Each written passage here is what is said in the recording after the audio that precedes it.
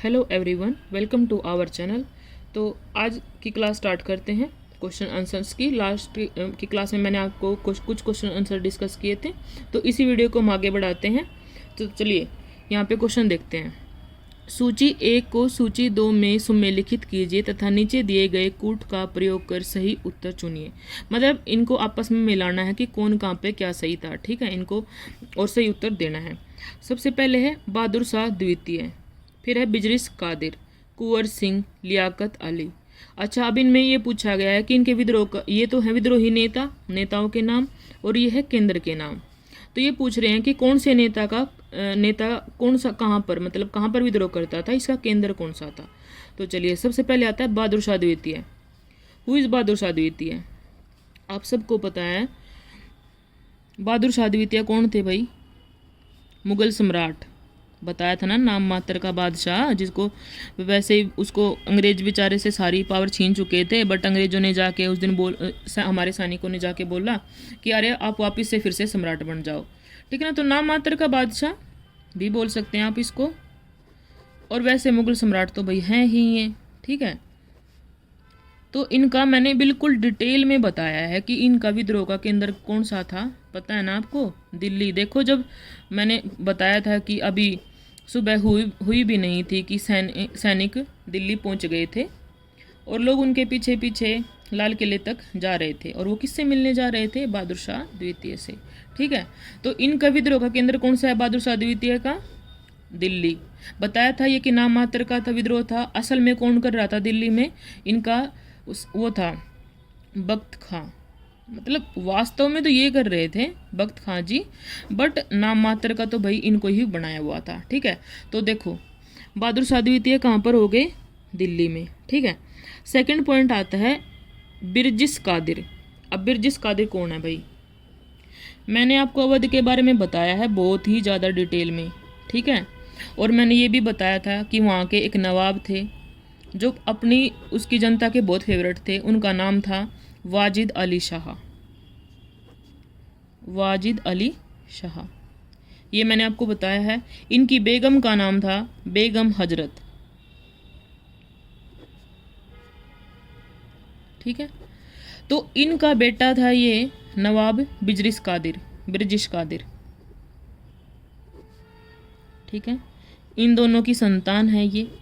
फिर मैंने आपको बताया था कि वैसे तो इनके पास तो उत्तराधिकारी था, बट फिर भी अंग्रेजों ने क्या किया? अंग्रेजों ने डलहौजी ने कुप्रशासन का आरोप लगा दिया इनके ऊपर, ठीक है ना, ब्रिटिशों ने, और बोला कि भाई तुम ना शासन अच्छा नहीं कर रहे हो, तुम्हारा नाच गाने में ध्यान है और इस तुम्हारे खिलाफ बहुत सारी शिकायतें आ रही है, तुम्हारी जनता तुमसे खुश नहीं है, ऐसे करके कि तुम्हें शासन करना नहीं आ रहा, तो ऐसे करके कुप्रशासन का आरोप लगा करके अपने साम्राज्य में इसका राज्य मिला लिया।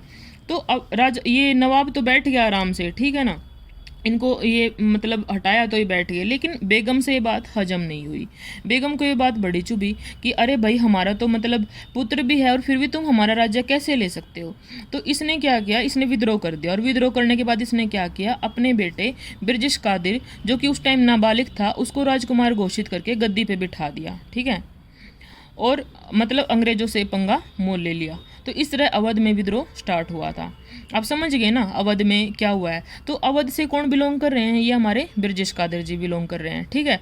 और अवध है कहाँ पर? लखनऊ में है, सबको पता है, ठीक है ना। अवध है कहाँ पर? लखनऊ में। तो आइए नेक्स्ट है कुंवर सिंह।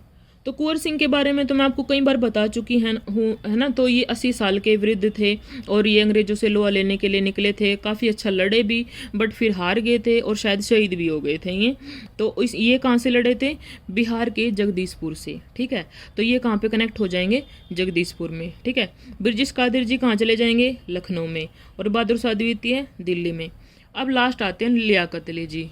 भाई साहब, इनका तो नाम आते ही ना अंग्रेजी सेना थर थर काँपती थी। आपको पता है ये इनका मतलब इनका तो ऐसा डंका बजता था ना उस टाइम पे, पता नहीं क्यों इनका नाम क्यों नहीं है इतना ज़्यादा इतिहास में, बट ऐसा लोहा लिया ना इन्होंने अंग्रेजों से, मतलब अंग्रेजी सेना ना डर से काँपती थी इनसे बिल्कुल। लियाकत अली जी तो ये कर रहे थे, इलाहाबाद से विद्रोह कर रहे थे, ठीक है। बाद में ये इनको काला पानी की सज़ा दे दी थी और इनको वो जो जेल नहीं है वो अंडमान में उस वहाँ पे भेज दिया था। लेकिन इनकी देशभक्ति को देखते हुए भी अंग्रेजों को इन पे थोड़ा गर्व हुआ और उन्होंने इसको मतलब मृत्युदंड नहीं दिया, बस उम्र कैद की सज़ा दे दी थी। ठीक है, काला पानी की सज़ा दे दी थी। तो ठीक है, आप मिला लेंगे चारों को, है ना, समझ आ गया है ना। तो चलिए नेक्स्ट क्वेश्चन में आते हैं। 1857 के विद्रोह के संदर्भ में निम्नलिखित कथनों पर विचार कीजिए। ठीक है, हमें विचार करना है और ये बताना है कि कौन सा सही है और कौन सा सही नहीं है। ओके, तो अवध में विद्रोह बेहद सघन और लंबे समय तक चला, ये बात बिल्कुल सही है। मैंने आपको बहुत बार बता चुकी हूँ कि जो सैनिक थे ना, उसमें 75,000 सैनिक केवल अवध के थे। अवध का तो बहुत ही ज़्यादा मतलब, और ऊपर से उनका फेवरेट नवाब हटा दिया तो, और वो सबका फेवरेट था, तो सैनिक भी और साथ में किसान और जमींदार भी सब के सब अंग्रेजों से नाराज हो गए थे। तो वहाँ पर तो सबसे ज़्यादा आंदोलन चला है। ठीक है ना, वहाँ की ग्रामीण जनता इतनी मतलब इतनी वो थी ना कि पल में इकट्ठा हो जाते और पल में गायब हो जाते। जैसे अंग्रेजी सेना पहुंचती वो कहाँ चले गए पता ही नहीं चलता था, मतलब ऐसी योजना अपनी तैयार कर लेते थे वो। सेकंड पॉइंट आता है, पंजाब इस विद्रोह का सक्रिय केंद्र था। जी नहीं, बिल्कुल भी नहीं। पंजाब में तो विद्रोह नाम मात्र का था ही नहीं। अरे तभी तो मतलब इनको दिल्ली जाने के लिए जो है रास्ता मिल गया यहाँ से, और इन्होंने इनको पंजाब की सेना को तो ये लेके गए हैं अंग्रेज अधिकारी। अगर ये पंजाब भी शामिल हो जाता, बताया था ना, पंजाब और मद्रास और सिखों, इनको तो लेके ये गए हैं विद्रोह दबाने के लिए। तो पंजाब, सेकंड पॉइंट गलत है, पंजाब में सक्रिय विद्रोह नहीं था। हाँ, अवध में बहुत बड़े पैमाने पर विद्रोह था। ठीक है, तो इसका आंसर हो जाएगा केवल एक। ठीक है, तो चलिए नेक्स्ट क्वेश्चन पे आते हैं। निम्नलिखित युग्मों में से कौन सा या से सही है? तो चलिए इसमें बताते हैं। चित्रकार का नाम दिया हुआ है और यहाँ पर चित्र है। ठीक है, फेलिस बिएतो, टॉम्स जोन्स बार्कर, ये तो चित्रकार हैं। ठीक है, इनकी चित्रकारी कौन सी है? सिकंदराबाग और द रिलीफ ऑफ लखनऊ। इस क्वेश्चन का आंसर करने से पहले मैं आपको कुछ पिक्चर्स दिखाऊंगी जो एनसीईआरटी की 12th क्लास से हैं। तो वेट ए मोमेंट। तो देखो, ये वो चित्र है जो मैं आपको दिखाना चाह रही थी। ये 12th क्लास की एनसीईआरटी का है। मैं अगर ऐसे ही आपको फैक्ट बताती तो आपको शायद समझ ना आता, तो मैंने सोचा चलो एनसीईआरटी से ही उठाते हैं, आपको देख के ज़्यादा अच्छे से समझ आएगा। इस पिक्चर के नीचे लिखा हुआ है द रिलीफ ऑफ लखनऊ और इसके चित्रकार का नाम है टॉम्स जोन्स बार्कर 1859। समझ रहे हो आप? अब तो आपको समझ आ गया होगा ना कि कौन से चित्र, द रिलीफ ऑफ लखनऊ के चित्रकार कौन है? Thomas Jones Barker 1859। अच्छा, अब यहाँ पे देखो क्या दिखाया जा रहा है। देखो विद्रोह हो रहा है ना।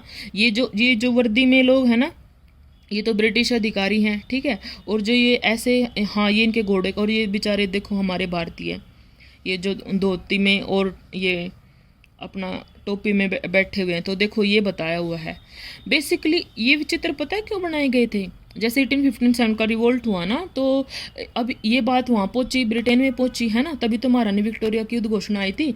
तो वहाँ पे ना ये बात फैलाई गई कि अरे हमने हमारे ऊपर ना हमला हुआ है, भारतीय बहुत बेकार हैं, उन्होंने हमारे अंग्रेजों के साथ बहुत बुरा किया। हम तो वहाँ पर अच्छा शासन कर रहे थे, उनको शिक्षा दे रहे थे, उनके साथ अच्छा व्यवहार कर रहे थे, उनको सभ्य बना रहे थे। मतलब खुद को अच्छा दिखाने के लिए और भारतीयों को बुरा दिखाने के लिए वहाँ के ना जो पेंटर हैं उन्होंने भी काम किया। कहते हैं ना कि अगर कोई भी चीज़ अच्छी दिखानी, जैसे आजकल सोशल मीडिया है, अगर कोई केस फाइल होता है तो सोशल मीडिया अगर जिसको मतलब ये बोल देते हैं ना कि ये गिल्टी है, तो मतलब बड़ा प्रेशर आता है कोर्ट के ऊपर, चाहे वो बंदा गिल्टी हो या ना हो। लेकिन पहले लोग डिसाइड कर लेते हैं सोशल मीडिया के थ्रू कि हाँ भाई ये बंदा गिल्टी है। ऐसे ही उस टाइम पे देखो सोशल मीडिया थी नहीं, उस टाइम पे तो क्या था, अखबार, चित्रकार, संस्कृति, इन्हीं चीज़ों से ना मतलब किसी भी आदमी को सही और गलत ठहराया जाता था।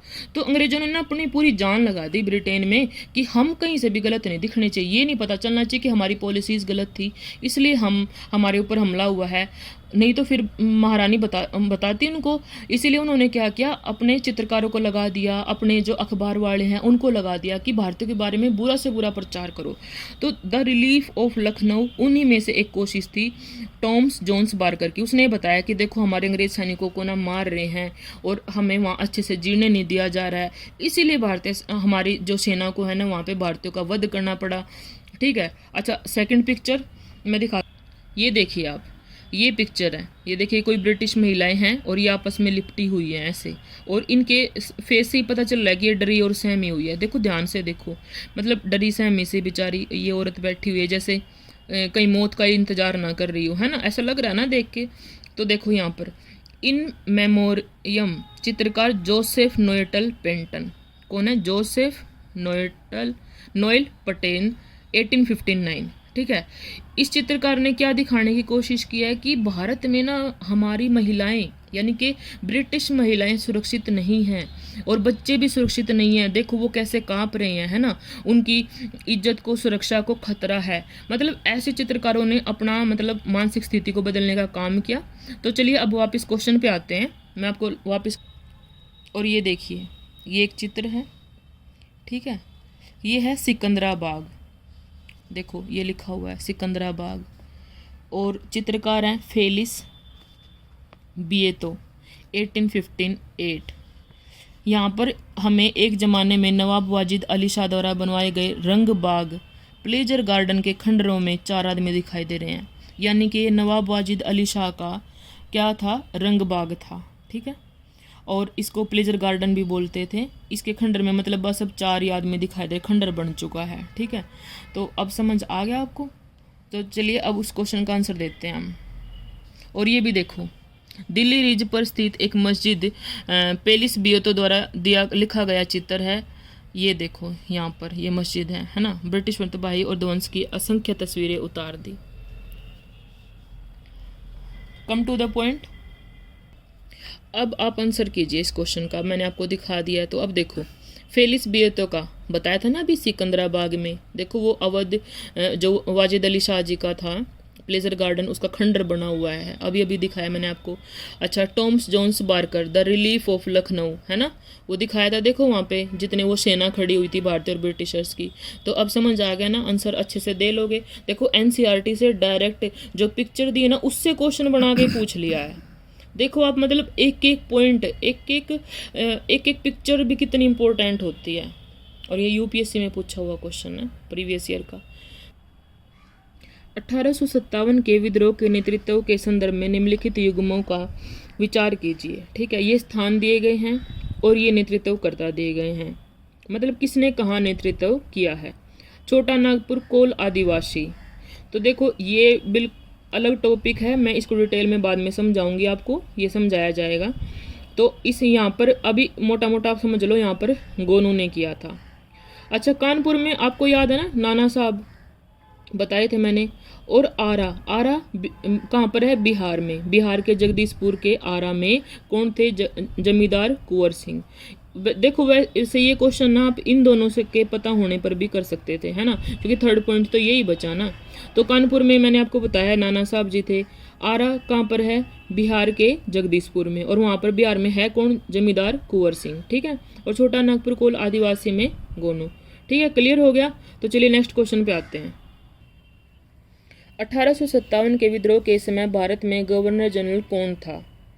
कई बार बता चुकी हूँ कौन थे उस टाइम पे गवर्नर जनरल। लॉर्ड कैनिंग थे। ठीक है ना। देखो ये कैनिंग, ठीक है ना, इन्हीं के काल में 1857 का विद्रोह हुआ था। ये उस टाइम पर कौन थे? Governor general. बताया था मैंने 1857 के विद्रोह के समय गवर्नर जनरल कौन है? कैनिंग। ठीक है। इनका कार्यकाल क्या था? 1856 से लेकर के 1862 तक। और आपको पता है विद्रोह कब हुआ? 1857 में। यानी कि इनके कार्यकाल के 1 साल के बाद ही विद्रोह हो गया। बट ये फिर भी बाद में टिके रहे, क्योंकि 1858 में जो है ना विक्टोरिया जी की घोषणा आ गई थी। और उसके बाद उन्होंने गवर्नर जनरल की जगह पे कौन सा पद बना दिया था? वाइसराय का। ठीक है। तो यानी कि ये 1857 तक तो क्या बन के रहे? 1856 से 1857 तक गवर्नर जनरल बन के रहे। और बाद में क्या बन जाते हैं? वाइसराय। इसका मतलब भारत के प्रथम वाइसराय का नाम क्या है? प्रथम वाइसराय कौन बने? हमारे कैनिंग जी बने। देखो इस एक क्वेश्चन से ही 3 क्वेश्चन बन चुके हैं। बाद के पहले वाइसराय का नाम बताओ। Lord Canning. ठीक है। 1857 का विद्रोह कौन से गवर्नर जनरल के अंडर में हुआ? कैनिंग के समय काल में हुआ था। ठीक है ना। 2 क्वेश्चन तो बन ही चुके हैं ये। ठीक है। अच्छा चलो नेक्स्ट क्वेश्चन। सूची 1 को सूची 2 से सुमेलिखित कीजिए तथा नीचे दिए गए कूट की सहायता से सही उत्तर चुनिए। अच्छा, विद्रोह का केंद्र दिया हुआ है और दमन करता, मतलब ये ब्रिटिश अधिकारी है जिन्होंने जहाँ जा करके विद्रोह दबाया है। तो कौन से अधिकारी ने कहाँ पर जाकर विद्रोह दबाया है ये बताना हमें। तो देखो दिल्ली में किसने दबाया है, निकोलसन और हंडसन ने। ठीक है, ये आप याद कर लेना। देखो ब्रिटिश अधिकारी के नाम तो आपको याद ही करने पड़ेंगे ना, इसमें मैं आपको क्या समझाऊं। तो वहाँ पे तो देखो यही कर रहे थे, है ना। तो निकोलसन और हंडसन ने दबाया है दिल्ली में। अच्छा, कानपुर में कैंपबेल ने दबाया, अभी मैंने आपको बताया था, नाना साहब जी को भगा दिया, है ना, और फिर वो नेपाल चले गए थे, है ना, विद्रोह दबा के। लास्ट के क्वेश्चन में बताया था। अच्छा, झांसी में ह्यूरोज ने, देखो ये टिप्पणी याद रखना, ह्यूरोज ने बोला था जब झांसी की रानी लक्ष्मीबाई जी शहीद हो गई तो बोला था कि ये अकेली मर्द लेटी हुई है सेना में, मतलब इनको अकेली मर्द बोला था, यानी कि ये इतने वीर थी और ये इनसे इतना इम्प्रेस थे इनकी लड़ाई से, तो इनको बोला था कि ये जो वीरांगना सोई हुई है ये इस सेना में अकेली वीर है। तो झांसी में किसने विद्रोह दबाया है, ह्यूरोज ने। अच्छा, इलाहाबाद में कर्नल नील ने दबाया है। ठीक है, तो चलिए नेक्स्ट क्वेश्चन पे आते हैं। 1857 के विद्रोह का तात्कालिक कारण क्या था, तात्कालिक कारण के बारे में पूछा है, समझ रहे हो। मतलब रीजंस तो बहुत सारे थे, बट एट ए प्रेजेंट कौन सा कारण हुआ, मतलब चिंगारी किसने लगाई।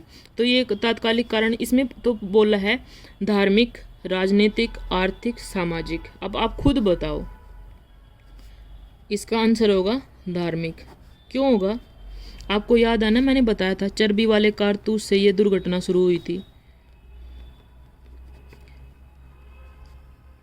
ठीक है, और ये थे क्या चर्बी वाले कारतूस, देखो नई एनफील्ड राइफल आई थी, है ना, और पुरानी जो ब्राउन्स राइफल थी उसकी जगह पे नई एनफील्ड राइफल आई।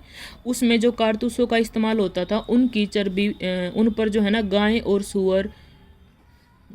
सुअर की चर्बी चढ़ी हुई थी, है ना। और उन कारतूसों को इस्तेमाल करने से पहले उस चर्बी को मुंह से काटा जाता था, बाद में उनको दागा जाता था, और इससे हमारा धर्म भ्रष्ट होता था। इसीलिए मंगल पांडे जी ने मना कर दिया था कि मैं ये कारतूस इस्तेमाल नहीं करूँगा, जहाँ से विद्रोह की स्टार्टिंग हुई थी, है ना।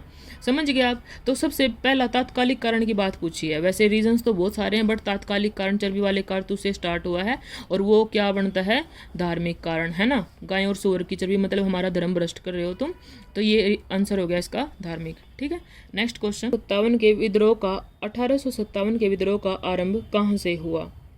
तो देखो 1857 के विद्रोह का आरंभ हुआ दिल्ली से 36 किलोमीटर दूर, 36 मील दूर पर। ठीक है, क्या है, मेरठ। वहाँ पर 10 मई 1857 को इसकी शुरुआत हुई थी मेरठ से।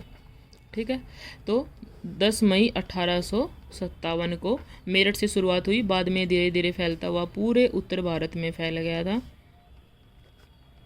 ठीक है, लेकिन स्टार्टिंग कहाँ से हुई है, मेरठ से हुई है। ठीक है, तो इसका आंसर आ जाएगा D, option number D, Meerut.